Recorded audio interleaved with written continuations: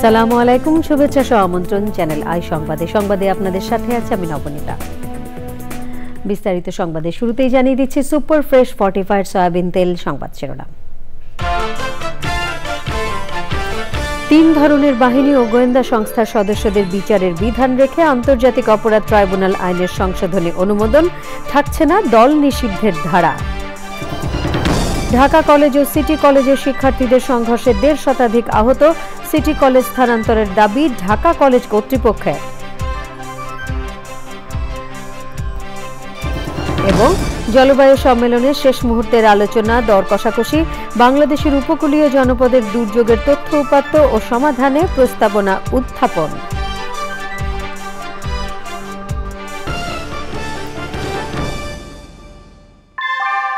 আমরা তৈরি করি বিশ্বমানের জার্মান প্রযুক্তির ভূমিকম্প সহনশীল থার্মেক্স রড, যা আপনার স্থাপনাকে নিরাপদ রাখে প্রজন্ম থেকে প্রজন্ম। সালাম স্টিল, মোস্ট ডিউরেবল স্টিল।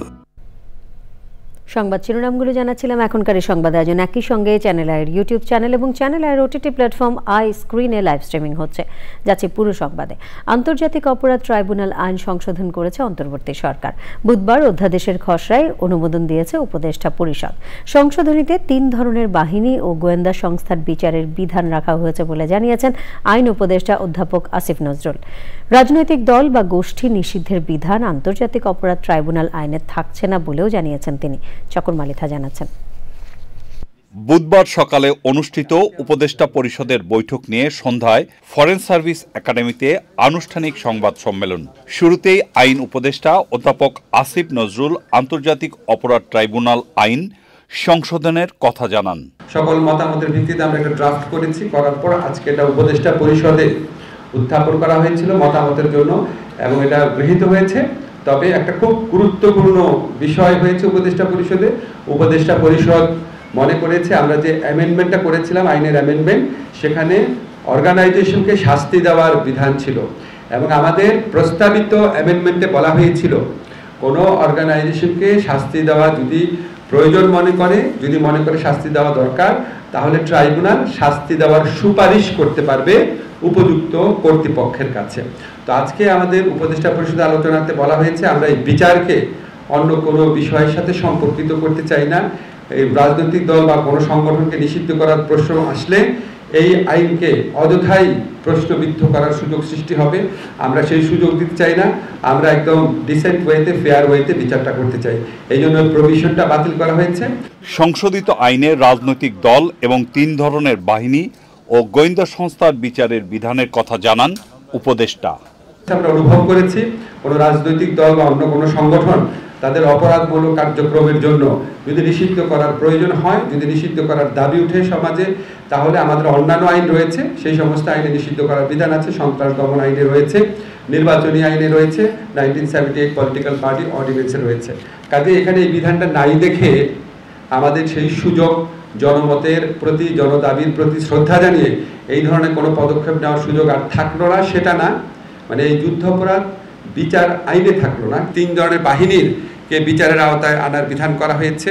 একটা হচ্ছে আপনার ডিসিপ্লিন ফোর্স, আর একটা হচ্ছে ইন্টেলিজেন্স এজেন্সি, আর একটা হচ্ছে অক্সিলারি ফোর্স।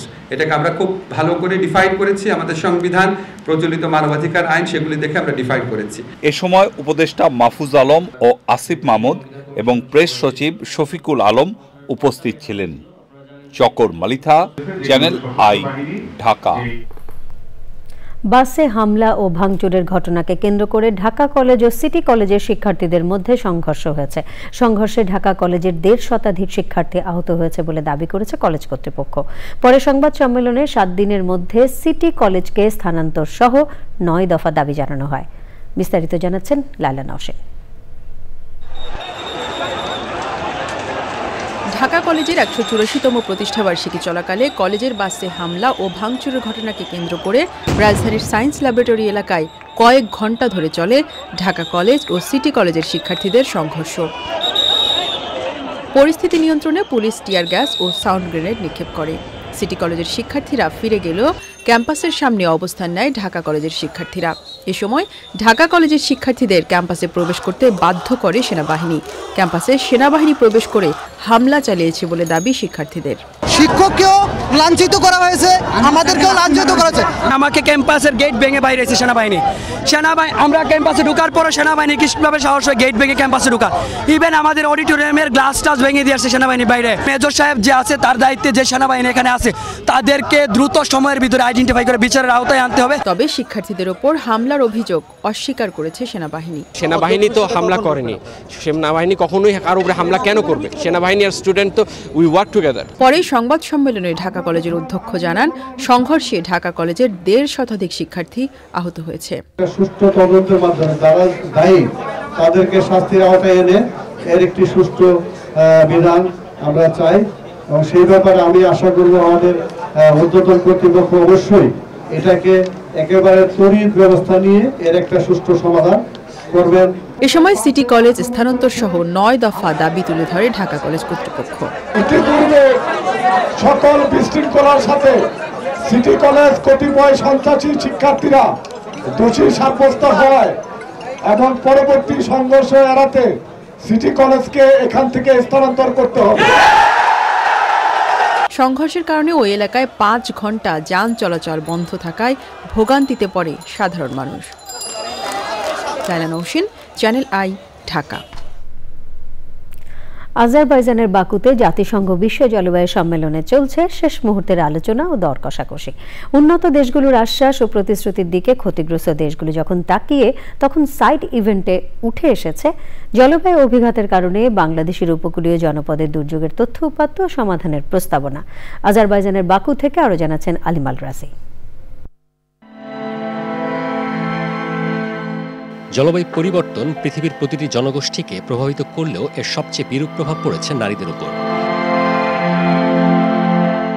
বিশেষ করে নিম্ন আয়ের দেশগুলোতে নারী, শিশু ও তরুণরা জলবায়ু সংকটের কারণে যে বহুমুখী সমস্যার সম্মুখীন হচ্ছেন তার অন্যতম পানি ব্যবস্থাপনা। বাংলাদেশের উপকূলীয় অঞ্চলের দুর্যোগে বাস্তুচ্যুতির পাশাপাশি গভীর প্রভাব পড়ে সামাজিক ও অর্থনৈতিক খাতে। এমন বাস্তবতার সম্মেলনে climate crisis, women and water governance শীর্ষক সাইড ইভেন্টে বিশ্বের কাছে তুলে ধরা হয় দেশের উপকূলীয় দুর্যোগের ভয়াবহ তথ্য। পাশাপাশি সংকট নিরসনে নানা উদ্যোগ ও প্রয়োজনীয়তার চিত্রে আহ্বান জানানো হয় ন্যায্যতার ভিত্তিতে অর্থায়ন ও ছাড়ে। কোস্টাল এরিয়াতে cyclone, storm, salinity intrusion, erosion, heatwave সবই হয়, কিন্তু এই সব হওয়ার মধ্য থেকে আমরা যদি দেখি যে এর মধ্য থেকে সবচেয়ে বেশি ক্ষতিগ্রস্ত হয় উপকূলীয় অঞ্চলের মহিলারা এবং ইয়তরা। Now is the time to really step up, escalate, to actually work together, because previously they said climate change is only a problem of the Ministry of Environment or the Ministry of Local Government, but now all government entities actually have to work together to address the climate problems in Bangladesh. টেকসই পরিবেশ ও পানি ব্যবস্থাপনায় নারীদের সক্রিয় অংশগ্রহণ নিশ্চিত করার পাশাপাশি নারীর ক্ষমতায়ন ও পরিবেশ বান্ধব প্রযুক্তিতে গুরুত্বারোপ বিশেষজ্ঞদের। Our ecosystem is a unique ecosystem of Bangladesh and it has its own challenges, and our coastal ecosystem and the coastal area is actually faced with the risk of sea level rise and gradual disappearance. So if there is rise in temperature above 1.5 degree, then 1/3 of Bangladesh will go underwater, and that 1/3 comprises the coastal area where we have around 19 districts. পানি নিয়ে যে crisis, মহিলাদের যে নানা রকম সমস্যা হচ্ছে উপকূলে এবং মানুষের যে নানা ধরনের সমস্যা, সেই ব্যাপারগুলো কিন্তু তুলে ধরা হয়েছে। বিশেষ করে পানি বাহিত রোগ, পানি ক্রাইসিস, সল্ট ওয়াটার, এবং এই যে উপকূল অঞ্চলে যখন ঝড়, জলোচ্ছ্বাস এবং নানা ধরনের যে সাইক্লোন হচ্ছে, তাতে গিয়ে কিন্তু ওয়াটার লগিংও হচ্ছে।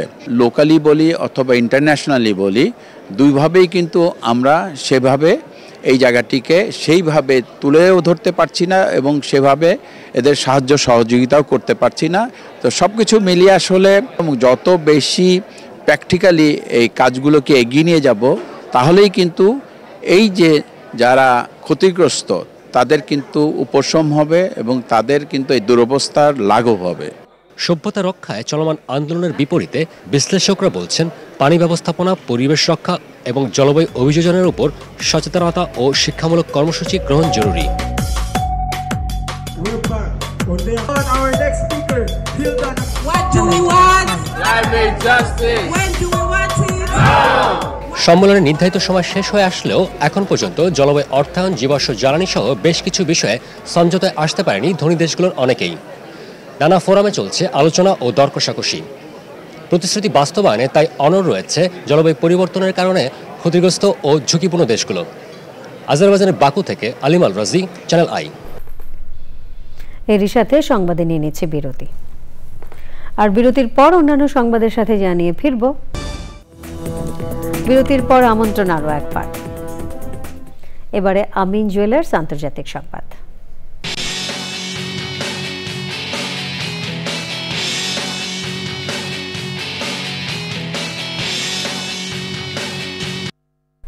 যুক্তরাষ্ট্রের সরবরাহ করা দূরপাল্লার ক্ষেপণাস্ত্র দিয়ে রাশিয়ায় হামলা চালিয়েছে ইউক্রেনের সেনাবাহিনী। যুক্তরাষ্ট্রের বিদায়ী প্রেসিডেন্ট জো বাইডেন এই হামলার অনুমতি দেওয়ার 48 ঘন্টার মধ্যেই তারা এই পদক্ষেপ নিয়েছে। এর আগে ইউক্রেনের সঙ্গে যুদ্ধের 1000তম দিনে মঙ্গলবার রুশ বাহিনীকে পরমাণু অস্ত্র ব্যবহারের অনুমতি দেন রাশিয়ার প্রেসিডেন্ট ভ্লাদিমির পুতিন। এ সংক্রান্ত এক ডিক্রিতে সই করেন তিনি।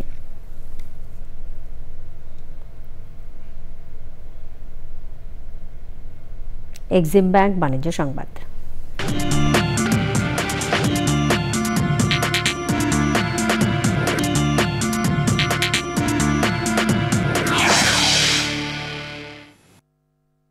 ঢাকা স্টক এক্সচেঞ্জে আজ লেনদেনে ঊর্ধ্বমুখী প্রবণতা দেখা গেছে। আগের কার্যদিবসের চেয়ে টিএসইএক্স সূচক 2 পয়েন্ট বেড়ে 5245 পয়েন্টে দাঁড়িয়েছে। কমেছে বেশিরভাগ কোম্পানির শেয়ারের দাম। হাতবদল হয়েছে 379টি কোম্পানি, 393 কোটি 7 লাখ টাকার শেয়ার ও মিউচুয়াল ফান্ড, যা আগের কার্যদিবসের চেয়ে 121 কোটি 78 লাখ টাকা কম।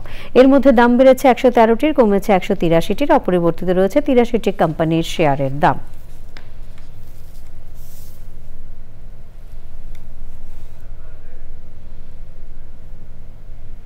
সংবাদে আবারও নিয়ে নিচ্ছি বিরতি, আর বিরতির পর খেলার খবরে থাকছে।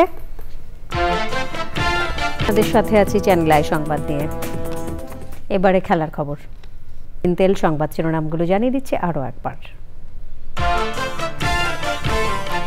3 ধরনের বাহিনী ও গোয়েন্দা সংস্থার সদস্যদের বিচারের বিধান রেখে আন্তর্জাতিক অপরাধ ট্রাইব্যুনাল আইনের সংশোধনী অনুমোদন, থাকছে না দল নিষিদ্ধের ধারা। ঢাকা কলেজ ও সিটি কলেজের শিক্ষার্থীদের সংঘর্ষে 1.5 শতাধিক আহত, সিটি কলেজ স্থানান্তরের দাবি ঢাকা কলেজ কর্তৃপক্ষের। এবং জলবায়ু সম্মেলনে শেষ মুহূর্তের আলোচনা, দর কষাকষি। বাংলাদেশের উপকূলীয় জনপদের দুর্যোগের তথ্য উপাত্ত ও সমাধানে প্রস্তাবনা উত্থাপন।